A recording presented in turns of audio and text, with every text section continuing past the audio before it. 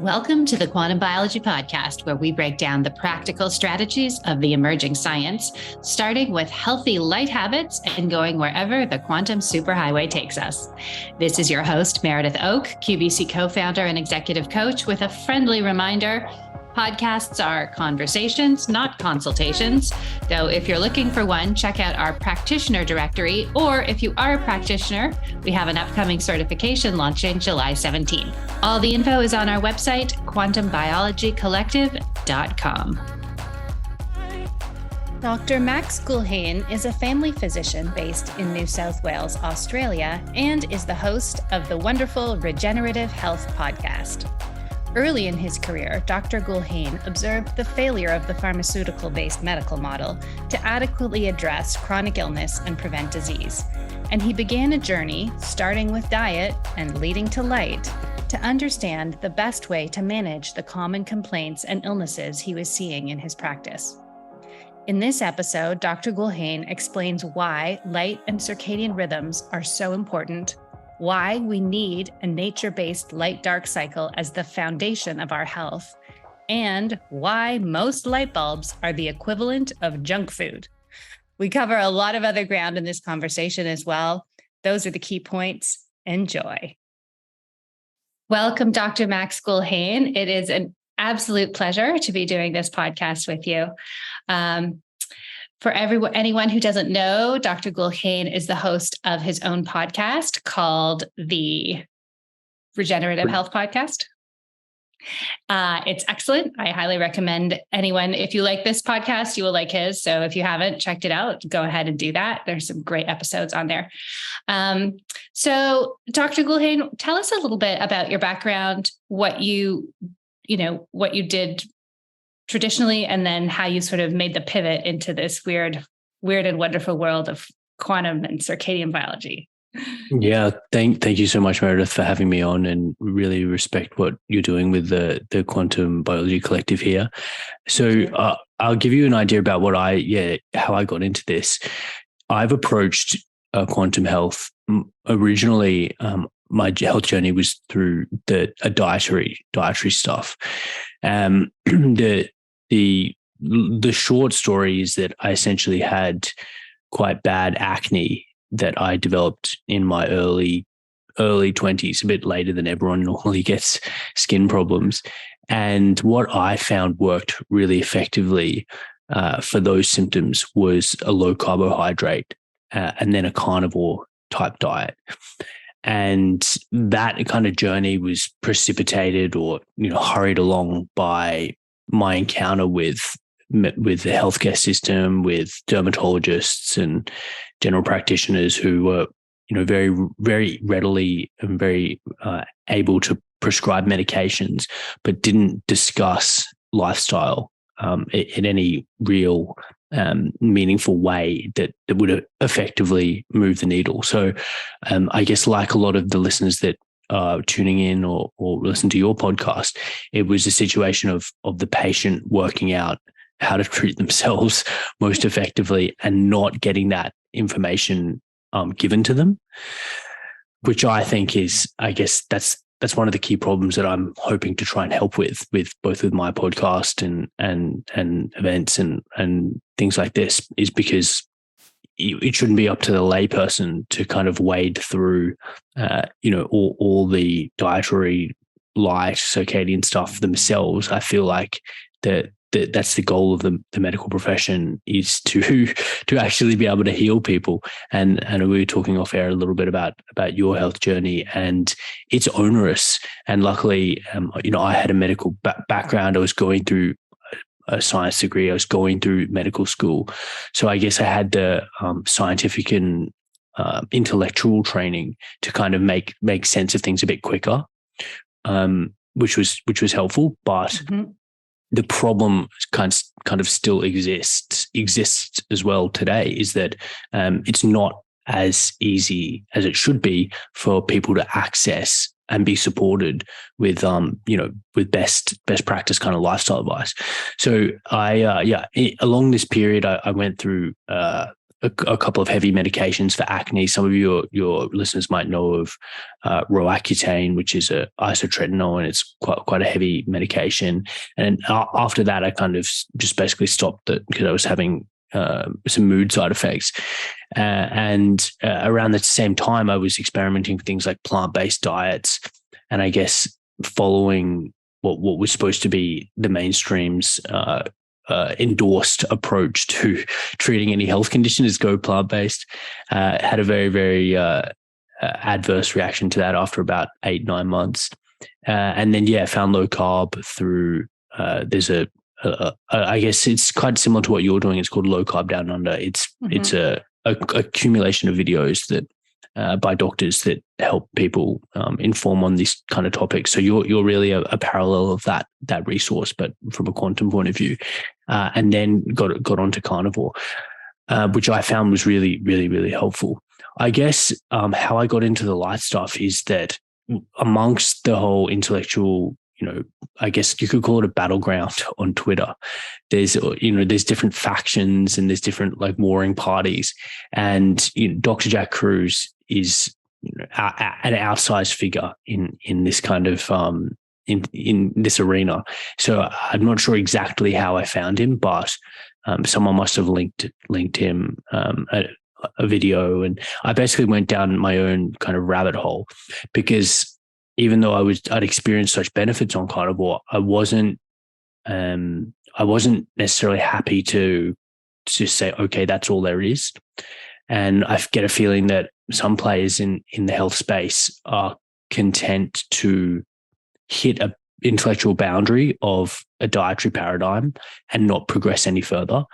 But I don't like to do that. I'm asking why, and going deeper and deeper. And especially with someone like Kruse and other people in the space, hanging such juicy intellectual carrots and making claims that I need to investigate for myself. So somewhere along the line, I found him and went down a whole bunch of his interviews. And the whole for about 4 or 5 years, I'd been wearing blue light blocking glasses because I kind of had an intuition that it was something I should do, and I felt better when I did it. But it wasn't until the past probably year or year and a half that I really launched deeper into exactly why they're so effective and why we should be doing it.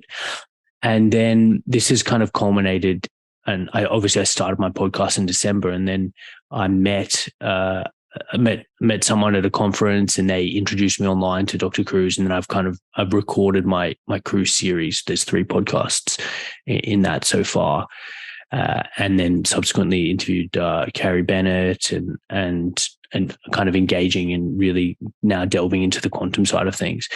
But that's where I'm at the moment, and I'm a general practice registrar. So I did medical school. I worked in emergency medicine for a while, and now I'm seeing my own patients as in the context of family medicine, and I've really got the opportunity to discuss about circadian health. And I don't have one on me, but I've actually made up a little flyer which I give out to people, and I think it's just got 6 points on it. And I just explain about, the 80-20 of circadian health, seeing the morning sunrise, getting out throughout the day to get some sun on the skin, creating a low light environment, wearing blue light blockers, and ideally turning off Wi-Fi's during the night. So that kind of journey and the journey of learning about quantum biology is, I guess, gotten me to the point where I'm comfortable talking about it as an adjunct lifestyle advice to my patients. And I guess what my job is, or the way one way I see my job is to kind of listen to my patients, listen to their story, listen to what is going on, and I guess pick from a toolbox of lifestyle interventions which one is going to be the most effective to help their particular problem based on what they can do with their knowledge, what they're prepared to change. And I think the quantum stuff is invaluable as part of that. Yes. And I think it's really interesting what you were saying about the warring factions on Twitter or wherever there are, and that because people get so locked into into the food dogma. And, my background is in coaching, executive coaching, and helping people sort of change their behaviors. So I have spent a lot of time reading and thinking about that. And I notice, and in my experience, when something helps, right? So if you do switch to a certain type of diet and it does solve some of your problems, we tend to get extremely attached to that and to whoever introduced us to it and to the very specific criteria of that. And then we become very dogmatic about whatever it is, the food or the lifestyle intervention. And for me, I wasn't able to do that. I'm not a super big food person. So I found doing all these different types of food interventions challenging. And so I didn't want to get attached to them. And B, it wasn't working, right? Like the idea that like, oh, maybe I'm just not doing the food hard enough. That's why I'm not getting better. The results just weren't there. So what I love about quantum biology is like, there's really no dogma. Like you can eat whatever you want. You just are understanding what is happening from a certain perspective, right? Aside from some of the protocols that you just mentioned in terms of optimizing light environments, like there's really no dogma in this field. It's a totally wide open. Yeah. And I interviewed recovering vegan Giselle Basson in one of my early episodes, and she described exactly what you talk about, Meredith, which was within the vegan ideology. There was, if people were falling sick or they're not getting better, there was this idea that you're not veganing hard enough. You're not doing it enough. Yeah. And which is obviously, we've strayed into the territory of religious ideology by the time you're not veganing hard enough. And I think to a certain degree that can be also the case in the carnivore point of view, is that perhaps if you're having issues, you're not kind of doing it enough or hard enough. What I would think, or what I think now, is that there are certain problems that are light problems, and food can't solve a light problem. And certain patients who are basically being held together, so they're feeling better and their symptoms are improved on carnivore. But you can see that, if you remove that piece of string and that Band-Aid, things would fall apart. So to me, that's pointing to a deeper issue, and we're not yet getting it at the root cause. It's helping, but we're not yet solving that kind of root cause issue. But for that reason, that's why I still support carnivore, in that, for someone living at a lower latitude, particularly here in Albury during the winter, it's very difficult to get a meaningful amount of sunlight throughout the day. If it's very overcast, yes, we can get outside and still get some solar exposure, but it still has a place in kind of, again, maintaining people if for whatever other reason they can't change things like their latitude or the place that they live. Yes, absolutely. And then the diet and the light work together, and everyone's situation is slightly different. But there are some fundamental pieces. And I find too, again, like from my coaching perspective, people also tend to be very all or nothing, right? Like, oh, well, it's either food or light, or it's either this or that. Or I should throw out everything I've been doing and like just do light stuff. And I think we focus very heavily on light because it is a missing piece that has not been focused on. But once you bring that in, like it's a holistic perspective, right? Like everything matters. Yeah, I do. And what you said earlier, I think there is a tendency within even health is for people to basically get behind, as you said, what worked for them, and find ways of scientifically justifying their own personal biases. Yes. So whatever worked for them, they're going to keep kind of cheerleading. So it is difficult to try and maintain as impartiality in the face of your own personal lived experience, however effective that has been. But I agree that there isn't a one size fits all. Everyone's going to have a different percentage response to each different intervention, whether that's someone who really can't tolerate any light after sunset, and some people really find benefit from, cutting out vegetables. So everyone's going to respond differently. And for that reason, like you said, I emphasize, food diet, light diet. I say that to my patients. Nice. Optimal health lies somewhere in the middle of these. And you want to be doing most of them, and most that you're able to, if your health is a problem and you need to get back to that thriving point of view, that state of being. Yes. And I love that food diet, light diet, because I think one of the other things is that, and we talk about this a lot in the certification, right? Like if all the research on margarine came out, right? And we found out that actually margarine is really bad for you. Everyone's like, okay, I'm going to take margarine out of the healthy food category and move it over into the toxic food category. Got it. But when you say to somebody like your light bulbs are toxic, they're like, what are you talking about? Right? Like we don't even have a framework for good light, bad light. We don't even think about it in those terms. So I love that you're framing it that way for your patients. And for someone who's new, how would you explain what healthy light is versus what toxic light is, or unhealthy light? Yeah, I was having this exact conversation with the last patient of the day yesterday, and I pointed up to the fluorescent bulb in my clinic room that I try and keep off most of the day, but when it's overcast and dark in Albury, I have to turn it on. I'll have my blue blockers on. But I said to him, look, that is the meth of light. Like that's the methamphetamine of light. It's an isolated blue wavelength. It's not balanced by red. It has no non-visible, infrared or any other type of non-visible wavelength. It is, the color temperature of the midday. And when you're exposed to it at the wrong time, or in general, but particularly at the wrong time, later in the day, after dark, you are stimulating yourself massively by that light signal. And that's going to prevent your body from making the melatonin hormone. It's going to promote your body's cortisol level, all this kind of thing. So I try and explain it that, just like there's junk food, there's also junk light.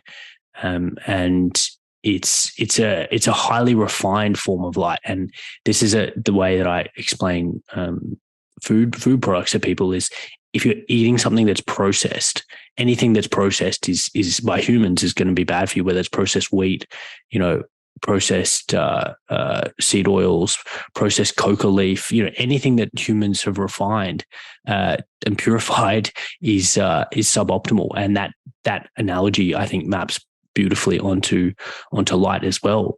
So whenever you've got that blue light that's been presented without the other wavelengths, you've got a problem. And it also helps to bring up the light, basically spectra. I often do that for my patients, and I show them, like, look at what natural daylight look like. Look how balanced it is across all the different visible colors, and then look at LED. Look at all these different sources. And that's a great way of communicating to patients, well, hang on, this is not natural. And I think we don't have to go too complex or too deep into it that's a visual depiction of something that's obviously not natural. So yeah, that's kind of my general approach for someone who's got no idea or no background in it. That makes a lot of sense. I like that a lot. So the light that comes out of the sun is different at different times of day, but it tends to have a full spectrum. Whereas the light that comes out of a light bulb is like processed light. It's in the way that refined sugar is processed or refined flour is processed, and it's harsh and narrow. So we don't have all of those other frequencies balancing anything out. Yeah. And like to your point earlier, people just don't have an understanding or framework of this. People have an inclination that eating refined sugar is bad. A lot of people have an inclination that eating vegetable oils is not intuitively healthy for them. But every new house that gets built in Australia and in the States, they have LED downlights, and they're the harshest, whitest light you can find. And there's the street lights in these places are blaring, so people are getting light into their bedrooms. They're not having a fully dark bedroom. And then the Wi-Fi router, the internet Ethernet port is in the walk-in closet or opposite the main bedroom. So where people are default plugging their Wi-Fi routers in is going to be next to, very close to where they sleep. So not only do people not have a framework for understanding how harmful this artificial light environment is, the whole environment, the built environment, whether that's at home or at work, is also set up for the exact opposite of what you and I know to be an optimal human light environment. So there's no wonder why people are sick, overweight, or having carbohydrate addictions, all these problems that we know have a deep contribution by their light environment. But that's why I respect what you're doing so much, because we really need to give an awareness that this is not normal, this is not natural, and this is very, very meaningfully impacting health. Yes. So explain to us what's happening.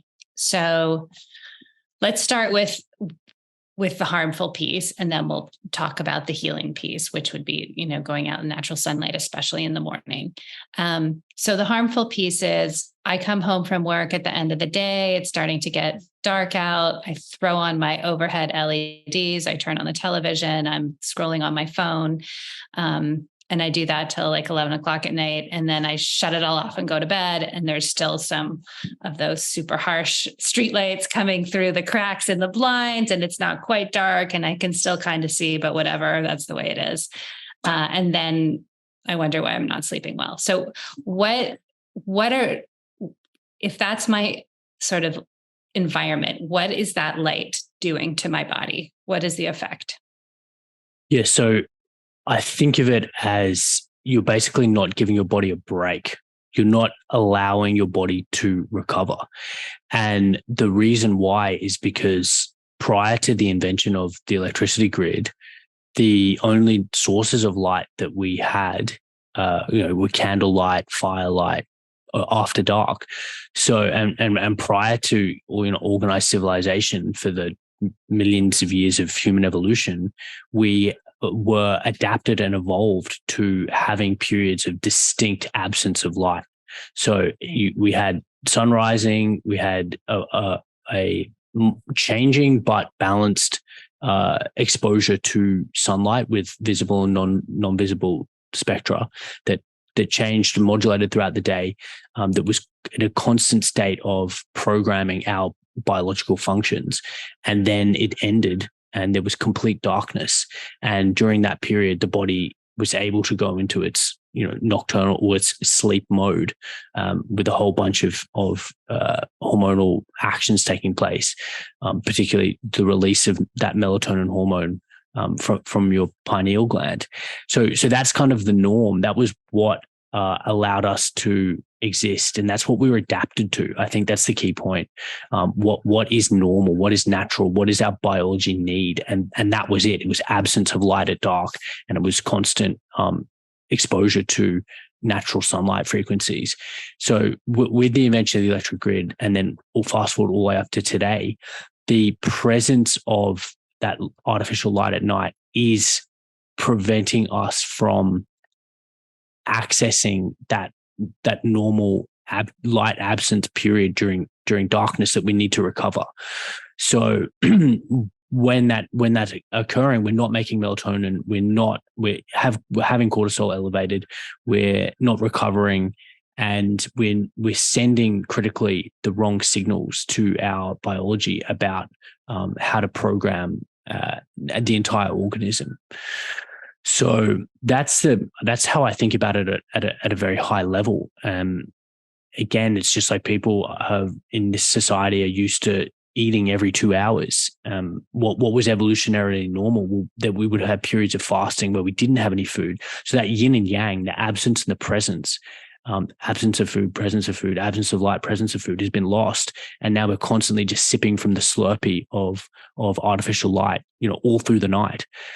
And we can go into the exact mechanisms, but that's critically the issue, because you're not allowing the body to recover, and it has deleterious effects on our ability to use glucose, to all the mitochondrial function, everything. So that's, I guess, how I think about it at a high level. Lovely. Thank you for that explanation. And that's the explanation that I like to go with. That makes sense to me. Now, I know that there are people listening who are like, oh, he said mechanism. What is it? Mm-hmm. So we will briefly, I don't want to go too deep into that side of things, but the high level explanation is that a lack of darkness and the presence of artificial light is causing our bodies to not be able to restore and repair the way we're supposed to when we're sleeping.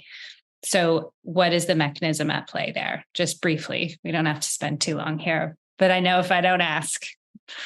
Yeah. So it's the blue and green wavelengths when they hit your retina, your eye, and that light gets sensed by your non-visual photoreceptors, your intrinsically photosensitive retinal ganglion cells, and there's the opsins like melanopsin sense these light wavelengths, and they send signals all the way from your retina to your hypothalamus to your suprachiasmatic nucleus, and that affects the way your body's ability to make melatonin. So the melatonin hormone is secreted by the pineal gland at nighttime, a couple of hours after sunset. In the absence of light, it gets secreted. So when we're exposed to these artificial lights, we're telling the body, no, don't make melatonin, because again, it's the color temperature of the daytime. It's a daytime-like signal.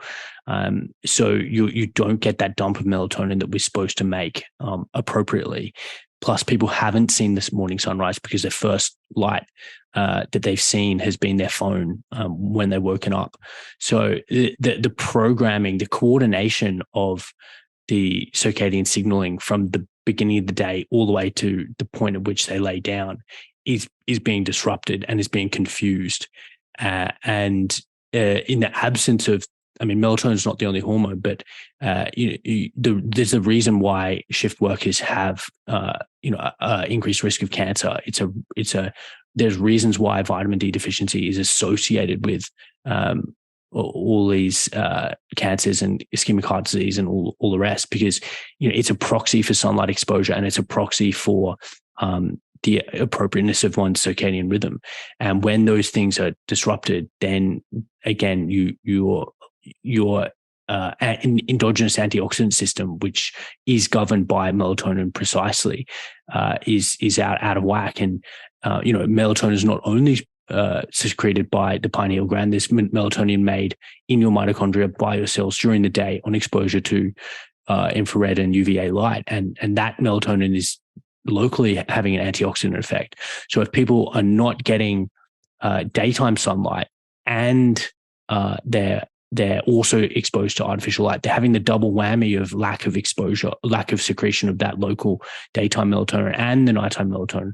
So again, it's like the antioxidant system isn't being properly primed or properly allowed to function, and you get mitochondrial dysfunction, oxidative stress, and all these things.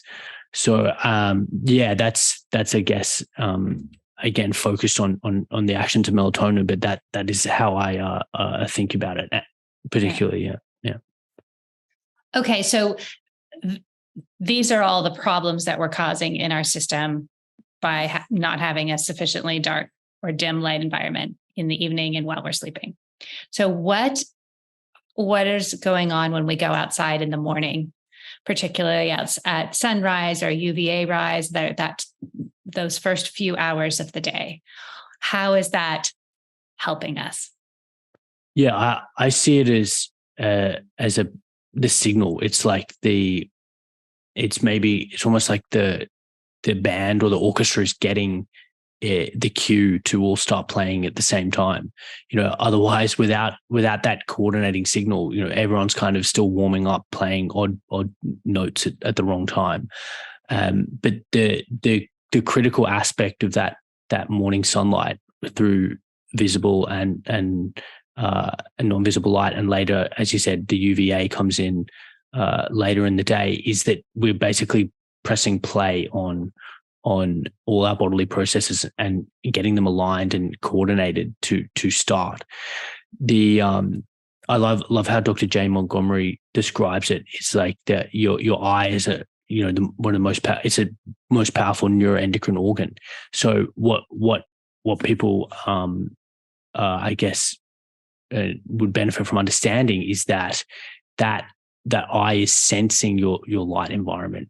It's not only forming images, it's actually sensing the light and the different wavelengths of light. And the morning light is critical because it's essentially setting you up for not only to start the day, but it's also setting you up for that night's sleep later in the day.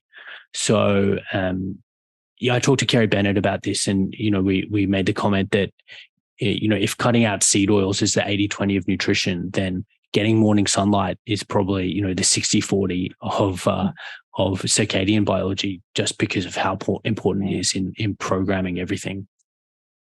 Absolutely. And I think it's really interesting because before I sort of came to all of this from a health and healing perspective, the only time I thought about circadian rhythm was when I traveled through time zones and became jet lagged. And I kind of had a vague idea that circadian rhythm is like why I feel tired in the middle of the day when I'm in a different time zone.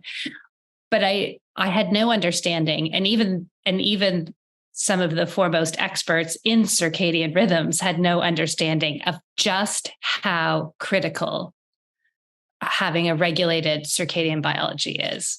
Could you really bring that home for us? Because I think that that's a piece that we often miss, right? Like, I've come to the place where I feel like it's basically impossible to be healthy if your circadian rhythms are misaligned. Yeah. And it ties back to the point we were making earlier in the discussion, is that the dietary stuff is important, and it will definitely help. But it is a facet. I see dietary interventions and the biochemistry behind what we do with diet is fitting into this wider area of circadian and mitochondrial health, which is fundamentally a problem of physics and of biophysics.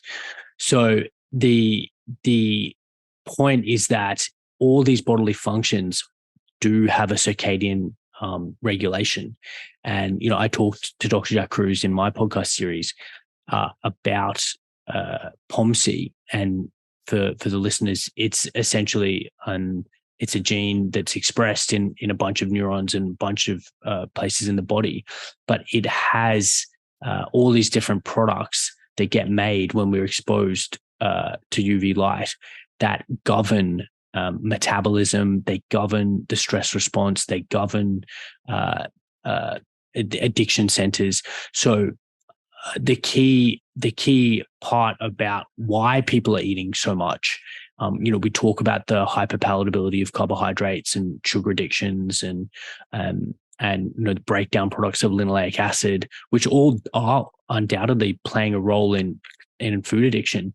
But the absence of that regulated circadian rhythm and the cues that are being sent by artificial light exposure after light, I look at as umbrella kind of causes of things like carbohydrate addiction, leptin resistance, and insulin resistance. So we can kind of attack the problem later down the causal tree.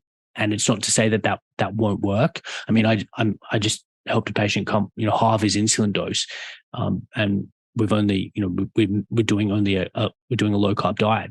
But I think that if we could also get him regulated from a circadian point of view, then the improvement that we'd make would be even greater, and getting him out in the sun. So yeah, to answer the question, I see it as the umbrella problem. The umbrella problem is our regulated or lack of regulated circadian rhythm, and the exposure to all these artificial lights, whether they're visible like blue light or non-visible like Wi-Fi and the rest of those types of non-native EMF. Right. And so what kind of outcomes are you seeing in your practice and with your patients let's start with people who are able to comply with your suggested light protocols? What's happening with those people? Yeah, so people just feel a lot more grounded. They feel a lot better. A lot of people have just described again what you've said to me, which is, they felt it was kind of the missing piece in what they have been doing. I mean, one of my favorite stories is a old couple, an old lady in her 80s who hadn't slept through the night in the past probably 15 years.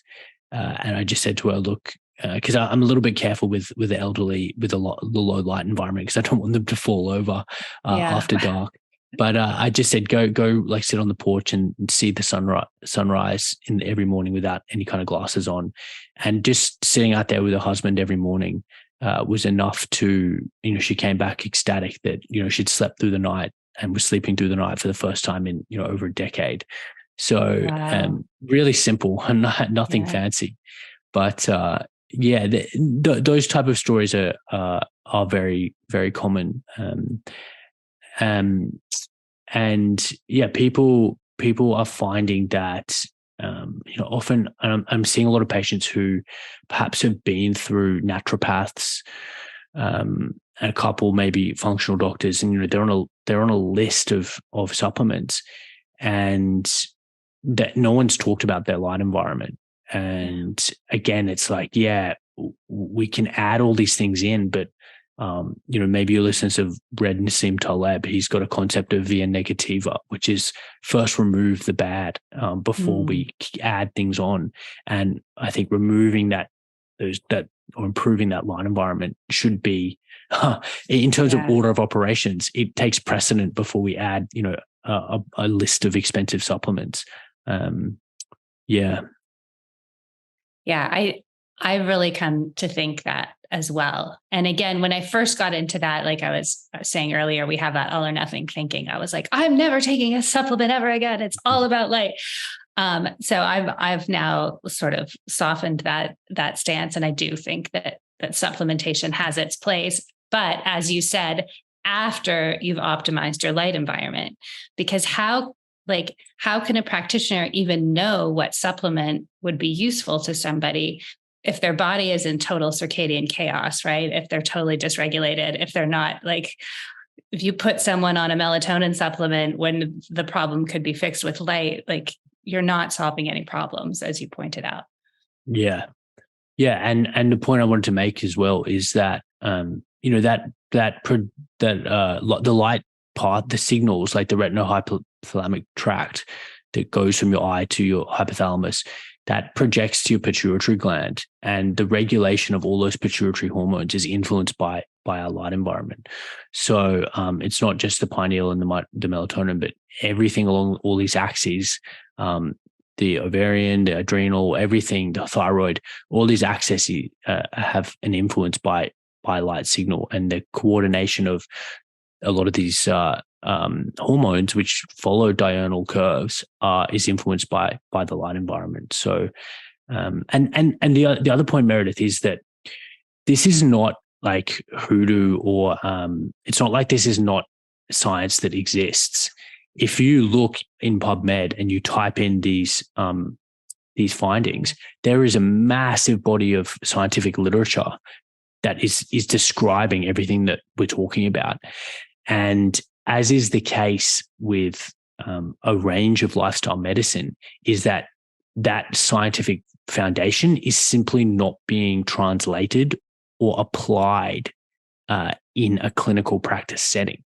It's not because there's an absence of evidence of efficacy. It's simply that the guidelines are not reflecting what we know to be true and effective.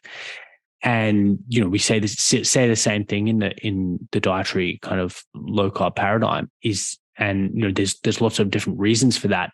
But one could, especially a patient or other doctors who might be listening, one could be misled to think that this is very, very fringe, or there's simply not the evidence to justify what we're talking about. But it takes a very, very cursory look at the evidence and the literature. You can look up Wikipedia if you don't want to go that deep. But everything that we've talked about is very well researched and kind of established, and the application of the knowledge through things like blue light blocking glasses and red lights and all this kind of thing is simply the application of that science that already exists. So I just want to make that point to some of your listeners who might think this is fringe. It's, if you look yourself and not rely on a filter of perhaps mainstream medicine, functional medicine, all these entities that have their own reasons, often financial, for promoting certain treatment protocols over others. If you do your own research, you'll find that what we've been talking about is very well established. That is a really, really good point. Yes, the research just on circadian rhythm alone is, I feel like every month some major new paper comes out just showing just how important it is. And last summer, the New York Times Magazine did a huge cover story. It was like 10 pages long on circadian rhythm. And there's like an anecdote in there where some of the research came out that showed just how important it is. And the head of the Circadian Research Institute was like, "What, really?" Oh, we were just thinking like light cycles, and they had no idea. So yes, it is absolutely, the evidence is all there, and that's what we talk about a lot, and why like we started the certification is like, and what you're doing with your podcast, it's like building a bridge from the science into the practice, because I don't know if it ever existed or if the bridge broke, but there does not seem to be a pipeline of best practice that's going into the offices of the practitioners, even the naturopaths, right? Like there's a disconnect there, and all of this, and maybe it's because the answer is so simple, right? Like go and sit on your porch at sunrise with your husband. It's like, if I feel like solving 15 years of insomnia should be more complicated than that. Yeah. But it's not in most cases. And that point you made about the simplicity, I do think that the degree to which something is simple is the degree to which someone can't make money off it. So getting your feet on the bare earth and watching the morning sunrise is the cheapest health intervention in maybe the history of the world. And no one can make money off that. And, we see not only mainstream medicine, but as you mentioned, functional and naturopathy, that there's expensive solutions to problems that have, that these are light problems. So perhaps that's if I was putting my skeptical hat on, I would definitely say that it's a money issue, and no one can make money from these simple circadian interventions. So that's why they're less well promoted. I guess and I really like how you framed the job of making this pipeline to the practitioners, and I see that as critical. And just like what you're doing, you don't necessarily need to have an MD to kind of give this advice. Health coaches, anyone can give this advice. And if it's in the best interest of the patient, then other MDs need to put aside their egos and not feel like this is privileged information and they're the only ones able to give this information. If it's in the best interest of the patient, then this needs to be talked about by everyone, no matter what their training background is. If they understand how the biology works and they're giving good advice, then that's key. The other point I wanted to make is that coming from metabolic, a lifestyle, a dietary kind of paradigm originally, and actively practicing as a doctor who's reversing diabetes and lifestyle diseases with low carb, carnivore, I see it as a personal interest of mine to integrate the dietary and the light stuff from a metabolic point of view, and that's why I'm so interested in what Dr. Jack Cruz was talking about POMC and a protein called CLIP and all these ability for blue light to promote a raise fasting glucose and fasting insulin, irrespective of food, because I think that is a real underserved or under talked about area, which is the intersection of the light environment and metabolism. And that is really, really fascinating, because so many people are insulin resistant and metabolically unwell and have visceral fat. So that's a personal interest of mine. And I hope to, I guess, keep going on this intellectual journey and keep talking to people from both areas and kind of package this up in a way that, again, is most able to give to a patient who's got diabetes, fatty liver, visceral fat, and be like, okay, here you go. This is how we start to heal you. That's a wonderful idea. I love that so much. And what it brings up for me, again, as a coach who works with people sort of on the more like emotional and behavior change side, is that bringing in the light piece and marrying the metabolic with the circadian, I think also just gives people it's a real relief, right? Because there's so much shame around our food habits, especially if you have you have type 2 diabetes or you're overweight. People feel so much shame that they can't control it. And then to get the knowledge that there are other habits in their life that they see as completely disconnected from this problem, like, looking at their phone at midnight on full factory settings, to know that those things are actively working against them and making everything worse. And it's not just a willpower. It's not just that they're, that they're totally screwed and there's no way out, right? Like I do see that it offers relief and hope to know that actually I've been like swimming against the current, trying to change how my body is responding to food without changing my light. Yeah, definitely. Yes. So anything else, Dr. Gulhane, that you'd like to leave us with? Yeah. So I'm on the vein of I guess marrying all this together. I'm hosting an event in Albury, and hopefully it'll be the first of many. But I've got Dr. Jalal Khan, who's a circadian quantum dentist, and I'll be talking. We've got Dr. Anthony Chafee, who's on the carnivore side. And we've got some regenerative pharma who I work with. So we're really kind of bringing in all aspects of what I think is good, relevant for people's health. And I really think that moving forward, like collectively, we don't need more drugs. Yeah. People don't need more drugs. They don't need more supplements. They need more very high quality, regeneratively raised ruminant meat. They need more seafood.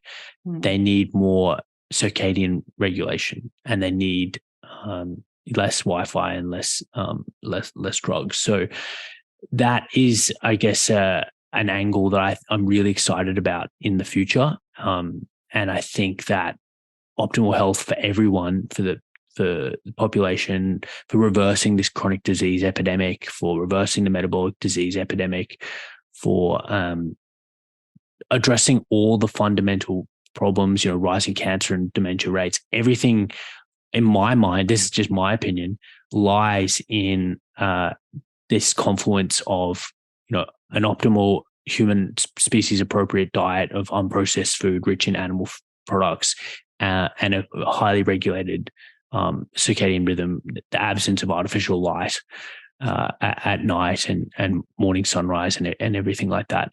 And I think that regenerative farming is a key point, because that's one of the delivery mechanisms of getting that high quality food into people. So that's, I guess, to end this discussion. Again, it's like I'm emphasizing the holistic aspect of this. And again, it's not just one thing; it's a whole confluence of things. And if we can add up, all these 5%ers in terms of behavior change, then that's the key to optimal health as I see it. I love it. Okay. And we actually, there are quite a lot of quantum enthusiasts in Australia. So I want to just give some more details. When is your event? So it will be on August the 6th. in Albury here, Albury, New South Wales. Okay. And Albury is, you said, sort of in between Sydney and Melbourne. Is that right? Did I get that right? Yeah, correct. Okay. So it's about a 6-hour drive from Sydney, and it's a 3.5-hour drive from Melbourne, on the border of Victoria and New South Wales. Okay. And this event takes place over 2 or 3 days, or? It's a single day event. There's four speakers, and but we're organising a farm tour at the local Jake Wilkie's farm that will be happening the day before, and we'll also be organising an event dinner. So I might send you the details. You can put them in the show notes. We will put the details to that in the show notes. We have shared this event in our newsletter. We'll do that again, and I'll especially make sure that all of the Australian QBC members are aware of it. And you're going to record the speakers. Will people? That's the plan. Yeah, great. Yeah. So we'll share those details when they come out, as well as for people if they want to access the recordings, because this sounds like a beautiful event. I'm so happy you're doing it. I do think, as much as I love leveraging technology, I do think in-person meetups are absolutely the key. Definitely. We've got a quantum entangle at a close-up range. Yeah. Exactly. Yeah. Okay. Great. Dr. And if anyone is wanting to follow my podcast, as you said earlier, it's the Regenerative Health Podcast on the podcasting apps, and I'm also on Twitter, Max Gulhane MD, and Instagram, Dr._Max_Gulhane. Perfect. And we will have links to all of that in the show notes as well. So check out Dr. Gulhane's podcast and follow him on his socials. And let's keep this movement growing. Thank you so much for your time today. This has just been an absolute pleasure. Thank you, Meredith. And thanks for everything you do as well. Thank you. This has been the Quantum Biology Collective podcast. To find a practitioner who practices from this point of view, visit our directory at quantumbiologycollective.org. If you are a practitioner, definitely take a look at the Applied Quantum Biology Certification, a 6-week study of the science of the new human health paradigm and its practical application with your patients and clients. We also love to feature graduates of the program on this very podcast. Until next time, the QBC.